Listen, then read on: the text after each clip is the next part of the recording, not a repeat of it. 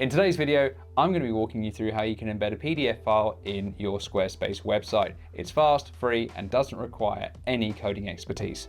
Let's get started. So the first thing that we need to do, of course, is upload our PDF using TinyHost. So I'm going to click the upload file and I'm going to grab my example PDF. Now, because we're using TinyHost, there's a range of different options we could use. We could enable presentation mode, hide from search engines, enable feedback mode to collect feedback on your PDF, or even disable PDF downloads. But for now, we're just going to click publish. And that's going to be uploading to TinyHost and deploying it and making it available.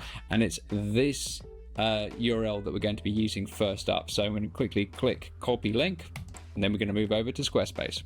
So I've already created an example website using Squarespace, and what we're going to do now is we need to add a button so we can add a link to download our PDF for more information.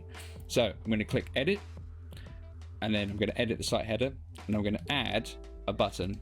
I'm going to edit the link and remove the one they've put in already. Paste in the link from TinyHost, and then click save. And then once we go to preview the website using this button here, we'll click that, and that brings up our PDF file. Next, I'll show you how you can embed a PDF directly in the website. I've already added a new section, so all I need to do is add a block, which is the code block, and then we'll pop back over to TinyHost and go to the file that we uploaded earlier, click embed this link, and it's going to pop up a new window which allows you to copy this embed code. And all we need to do there is pop back to Squarespace, click edit, and this is going to allow you to paste in your embed code. And as you can see, that's already embedded our PDF into our website. And then all we need to do is quickly update the code just to make it a little bit larger. So I'm just going to set the width to be 1,000 and the height to be 1,000. Obviously, if you want this to be a responsive website, you need to do a little bit more, but for now, that would be more than sufficient. And then we've got our PDF embedded in our website. And we click save and then exit. We'll then again be able to click the preview button and see how it looks.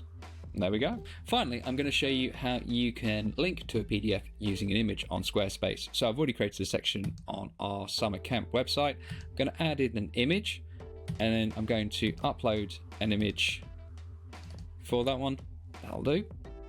And wait for that to upload. Because it's Squarespace, we can just quickly and easily resize that image. And then we need to pop over to TinyHost, click the copy link button, and then click this attach link, paste that in. And so if we click save and then exit, we can pop over to the preview button, click on that, and that will take us to our PDF. So there you go, 3 different ways you can embed a PDF using Squarespace with a little help from TinyHost. I hope you've enjoyed this episode. Don't forget to like and subscribe. And with that, I'll catch you in the next one.